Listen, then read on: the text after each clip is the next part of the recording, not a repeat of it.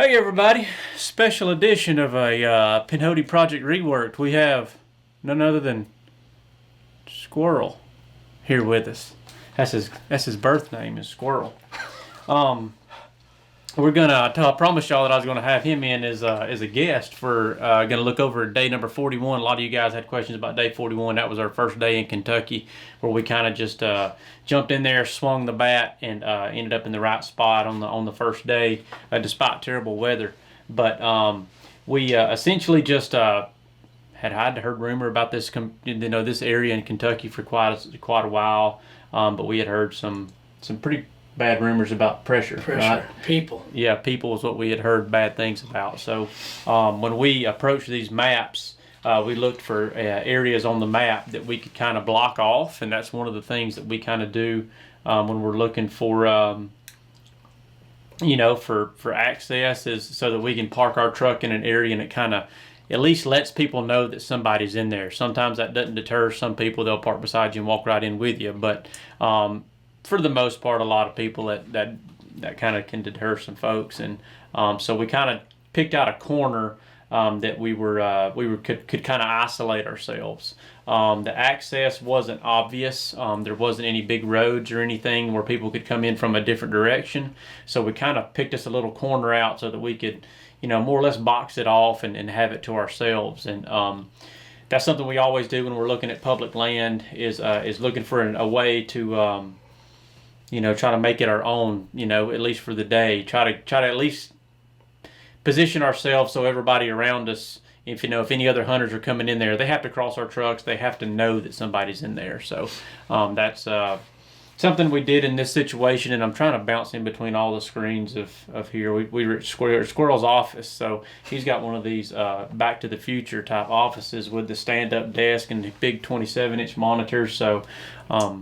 And I feel out of place with all your equipment here.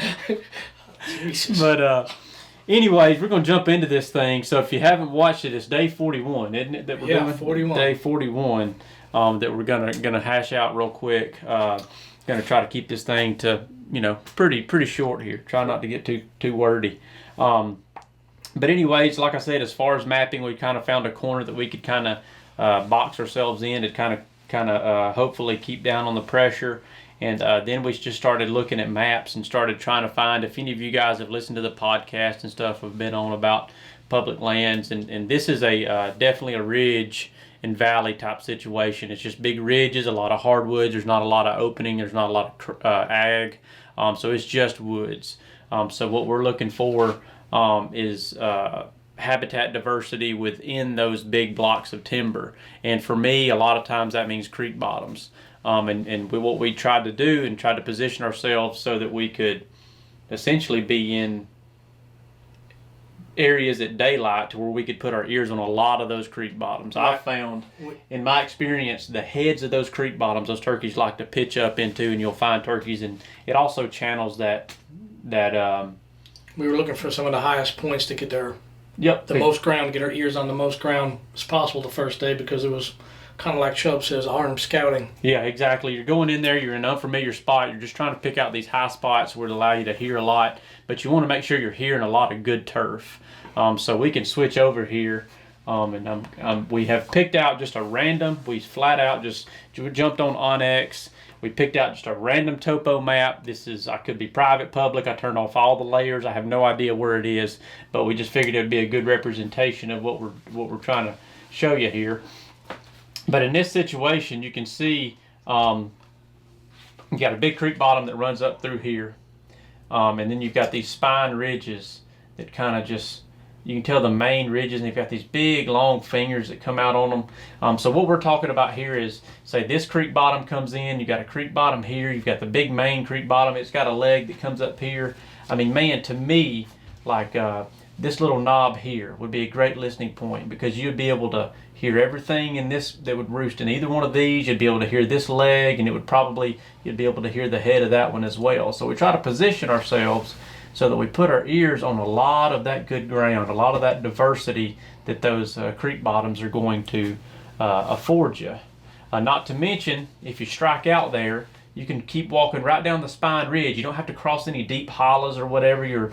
You're being efficient with your time, so that you can quickly walk right down the spine of that ridge and walk all the way out to, say, this finger, so that you could hear more of this creek bottom before fly down time even. So you've basically, within that first hour of daylight, when everything's gobbling the most and everything seems to be most active, you can efficiently move and put your ears on as much as possible without having to go get in the truck or cross a big deep ravine or something like that. And I think we were playing the wind on this trip too, because the wind was so strong. And that's what, initially, obviously when we did the initial scouting, we can't take weather into consideration, but once we got there, and you'll see with the video, it was brutal weather that day. I think the wind was like 30 or 40 miles an hour. I mean, it was stupid. Snowing. But we, sleet and snowing and all kind of good stuff. So eventually what we quickly had to tailor our hunting to was those leeward side of the mountains. And you've probably heard me talking about that as well, because windy situations are just that is the worst for a turkey hunter. You hate dealing with the wind. And in this situation, if I remember correctly, I think we had like a northwest or west wind that day. And it like clockwork, every time we found a turkey, he was on the leeward side of a big mountain or ridge top, and he was right down at the bottom. Just to give you an example here, what we're talking about. So if the wind was out of the northwest, so if it was coming from here to here, what we would be looking for was big bottoms. And this one's not a great representation, but being the way the ridges run. But say for instance, that initial listening spot we had picked out here, I would almost bet that these turkeys are going to be in this bottom here, because that wind is going to be having to travel over the top of this. You can tell what is a taller ridge, and it would basically blow over some of these, blow over the turkeys to a certain extent. So you would expect them to be hanging out right along that bottom edge there. Same situation. Basically what we did was we attacked this place. We got to our listening spot, fooled with some turkeys, and then we started looking for them once we lost them. And we kept looking on the leeward side. We would essentially go from one leeward side, deep hollow, to the next. And we found turkeys in two of them. Both turkeys we found were perfectly at the foot of where the wind would be blowing over the top of that ridge behind them, and they were staying down in that bottom. And they were gobbling. They were gobbling well. Both turkeys we got on gobbled really good. It was just a simple process of having to take those topo maps and break down the areas where the turkey should be. That way you could get close enough to those areas to actually hear them in that wind. So let's jump into the hunt now. We've got that here. Let's see here. Let's hop over to 755. It's about right here, boys and girls. This is our first gobble of the morning here. Must be catching flies. Oh, you heard squirrel hear it. He heard that old boy, didn't you?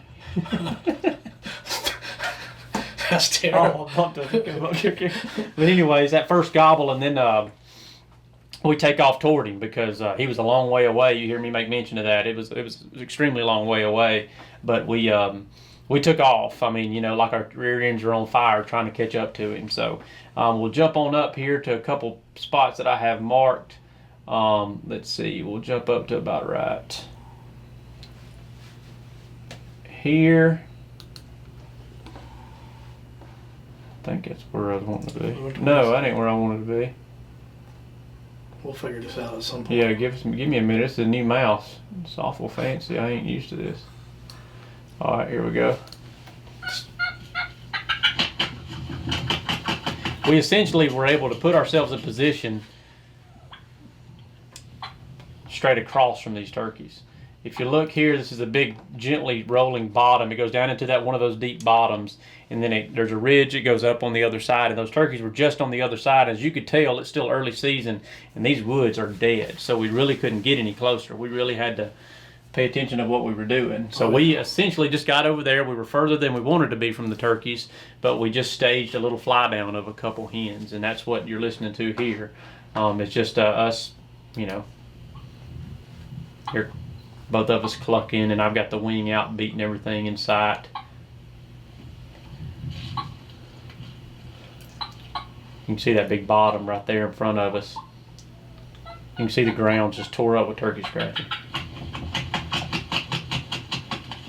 It's hard to keep the camera steady when you're holding it and trying to flap a wing. It's not too bad. And the turkeys gobbled it. They gobbled really well. But as you can tell, we tried to. All that sign made me believe that those turkeys were going to come to that ridge top. But you'll see here at 11:25. Suspicion we're screwing up. I've got a sneaky suspicion that we're screwing up. Oh, we'll get on this ridge route and see how that goes. Wind is killing it. Wind's already killing it. You can hear me talk about that. It's right at daylight, and we've basically backed out and going to go around to try to get on that same ridge as those gobblers, because it sounded like they flew down and started working toward the toe of the ridge. Come to find out, what they were doing was working off the toe of that ridge into a big old bottom, and it only made sense with the wind, you know. And essentially that's what we did. We made a big loop and got pretty tight on them. We did. When we got to that bottom, that's when we had all the other turkeys come off that hill. Yep, and that was right here.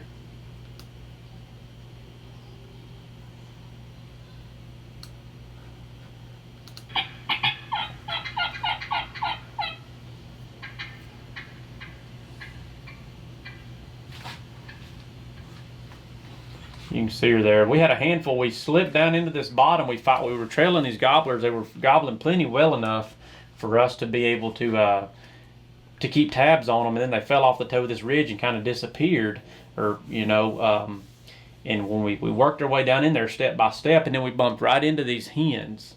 It was hens and one jake, wasn't it? And they were screaming, and they were in this perfect spot for those turkeys to be. That's really where we expected the gobbler to be, but he was nowhere to be found. But what we realized is those turkeys were in that bottom. The gobblers that we were on dove straight into the bottom, and it all made sense, given the weather conditions. It was sleeting and snowing, and it was the wind. So we quickly tailored our whole strategy at that moment in time to seeking out those leeward side of the mountains down in those bottoms. It seemed a little bit. Right. That was our next move after that. When we got up, we said we got to find the leeward sides, and we tried to find the deep bottoms to where the turkeys are going to be tucked in out of the wind. So that takes us to this spot. Right about here's good.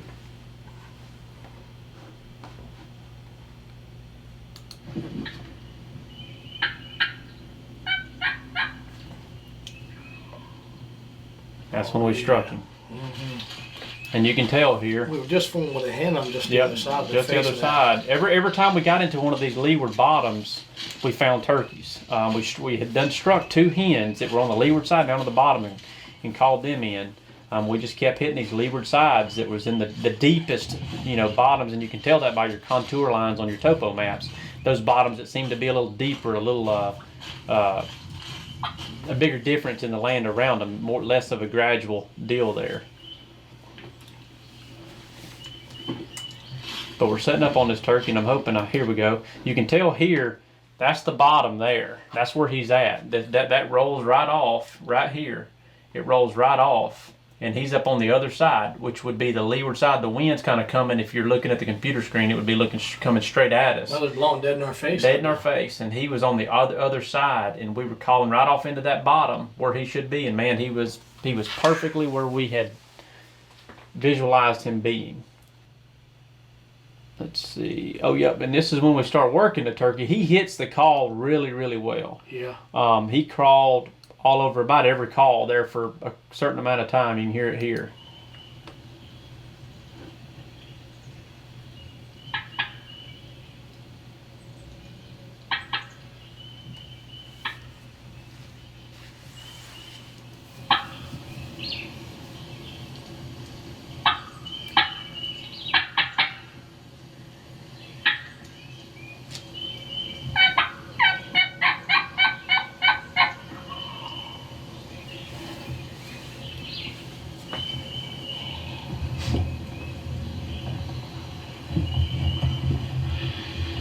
Working the sides of these ridges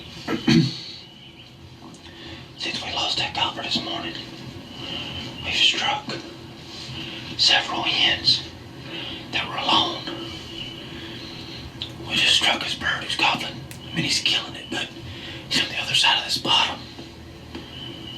I mean, he's going to come across it, and I don't know if he's going to. So we started working him where he was standing there, and I was wondering if he's going to cross that bottom because he's going to have to come over into the wind. But luckily he did. So let's see. To his demise. Yeah, let's see. I can't tell if I think this is a 21. No, it's got to be a 22, I reckon. Uh-oh. You got a bite out there.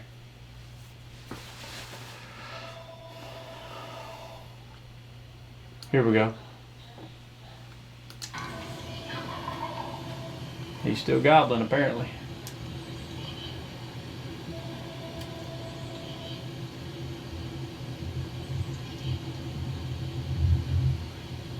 Oh, here we go. This is what I had this marked for. The coyote encounter. Oh. We had this coyote come in. 2, not 1. 2 coyotes come in super close. And this was a little bit crazy because you can tell this coyote sees squirrel on the side of that tree. Pucker factor 15. Yeah, and watch him. He gets down to that sneak mode.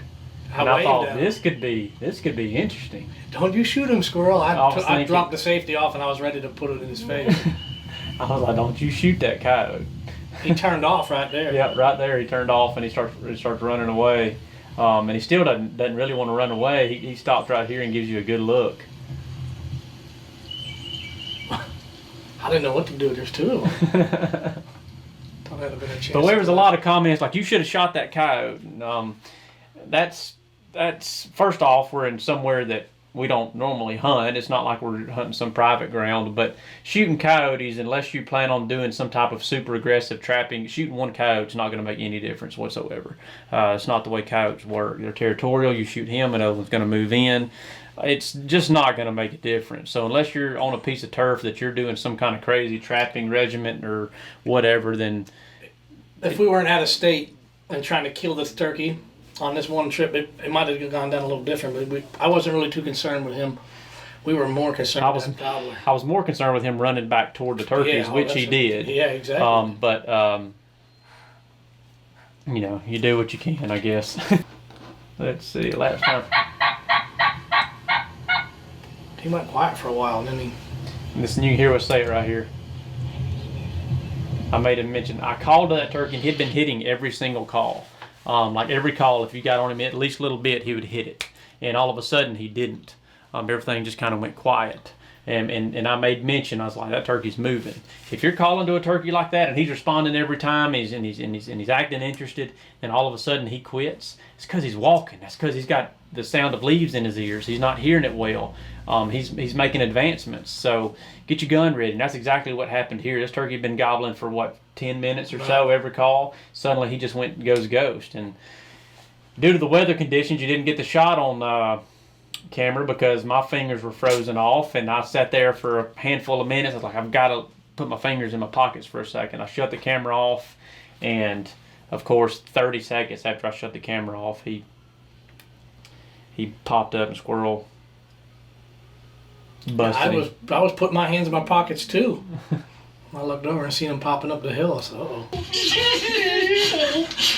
didn't know if I could take it anymore. It was so cold. I just took the camera. I took it off, put it on standby, set it in my lap. Did you? Put my hands in my pockets, and you said, "Pow!"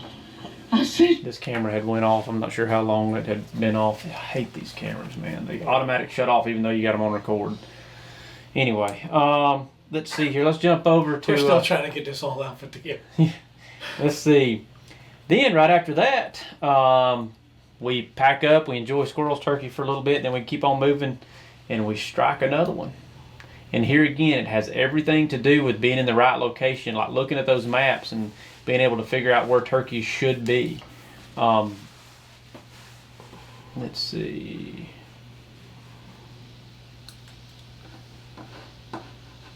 Right here.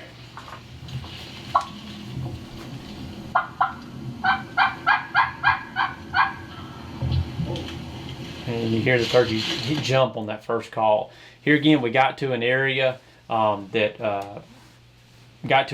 looked like a leeward side of a mountain. Just to give you another example here, we'll jump into here. Say we were walking down this ridge line here. Let's see if it was a northwest wind. We may have picked our way all the way around to, say, this ridge line down here. And we may have been, coming out on this finger here or something. And with the northwest wind, we figure, hey, he may be tucked into this bottom right here because that would have all of that wind kind of going over the top of him. Maybe a terrible example. Maybe a better one if we, these ridges are just running the wrong way for, maybe up here in this corner. If we come out, it's almost like we've checked this finger. If you remember, we started to turn around. I said, let's check this finger. Right. We come out on this finger, and I was like, it would make sense for that turkey to be right here because that wind would be blowing right over his head. And sure enough, we got to here, called, and he struck what would be right in here. Yep. Because he was right in that very bottom. There was a creek down in there too. There was a creek, sure. See right here, I'm doing a low crawl, trying to get in behind that stump there, that old blowed over tree. What happened was the knob that we struck this turkey on was thick. It was pretty cluttered, and you can hear the wind in here. It's whipping, and it's whipping these trees around. If you look at the whole situation, this layout, this is rolling straight off, and there's a big old ridge, and he's on our side right up here. So I'm assuming the bottom was a lot cleaner. That's why I continue to crawl, continue to try to close the distance, which we always do. But in this situation, I was assuming they were going to stay in the bottom. They were going to walk that bottom up. He was gobbling like crazy. This turkey was gobbling even better than the turkeys. You can hear him there, gobbling on his own, just gobbling. And I figured as soon as I hit him with a call from down there close that he was just going to, it was going to be one of those dream hunts. Yeah. And it didn't happen that way. Because he had a girlfriend. We didn't know it, but he had a girlfriend. So it took 30 minutes, I think, to just calling and then going quiet and then calling before us. Eventually, what I heard was them running in the leaves, and it was the hen. He was chasing that hen up that bottom, and sure enough, she run right past me at about 10 yards. What'd you hear after that? Let's see. Throwing your call down into the bottom, so. Yep, you can see me leaning down into that bottom. Right here, I'm leaning down into the bottom, and he's just gobbling himself to death right there. I don't know if you hear it because of the wind and over my calling. At one point, he was choking himself. He's literally choking himself. And you can see me leaning over this log, and I'm throwing all my calls down into that bottom. I'm wanting them to come up my left side because it's right side, and that's all. Another thing that we do is kind of directionalize that calling. Kind of put it to where we want him to be. I don't want him to come up in this thicker stuff up on top. So it only makes sense for them to follow that bottom, and that's where we directed the calling. And then I kind of back up and get into position here for him to come down that left side there, down in that open bottom. So you can jump forward to... Show my skill. Boom! You don't get to see the kill because that's just our style. But essentially what happened was the hen come running past me after like 30 minutes worth of working back and forth, and he followed him, and it was something stupid like 18 yards or something. It was scary close. But anyways, it all worked out. And that's about all that this hunt has to offer for you guys as far as kind of an instructional breakdown on it. The main thing to take away from this whole deal is just knowing where the turkey should be. Given those weather conditions. Adapting your strategy to the conditions. Yep, exactly. Once we were there and that wind, we read which way that wind was coming from, and we looked at the topo maps while we were on site. We obviously had picked out some starting points before we ever got there, but there was no way of keeping that and taking the wind into consideration at that point. But once we got in there and the wind was a situation, we started picking up. Say if it was coming in from the northwest, we would be looking for those ridges that would provide them cover from a northwest wind, and we kept picking up those turkeys, even when it wasn't gobblers, it was hens, on the bottoms, right in the bottoms of those ridges that provided them that shade from the northwest side. Shaded them from that brutal, just the force of the wind. Reading those topo maps, putting yourself in the right spots at fly down, so that you can put your ears on as much good turkey habitat as possible. Then being able to get from listening point A to listening point B quick, pick out an area that you can get to with minimal effort, so that you can put your ears on as much turf as possible, and then adapting, like I said, when it comes to the wind, being able to find areas where that wind's blocked. You've got situations if it was raining, I'd be looking for openings. Whether openings doesn't always mean fields. It could mean roadways. It could mean wide open benches.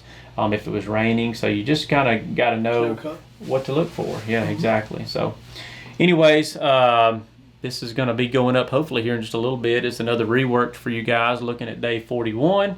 If you like it, give it a thumbs up. We sure appreciate all you guys having a look at the new videos that are going out. We got some more. Got a new one. I know there's going to be coming out Saturday. And you guys can check it out there or the Mossy Oak Go app. Pinhoti Project is now on the Mossy Oak Go app for you guys that have, Amazon TV or Fire Stick TV and Roku and all that kind of stuff. So it's there for you guys to watch.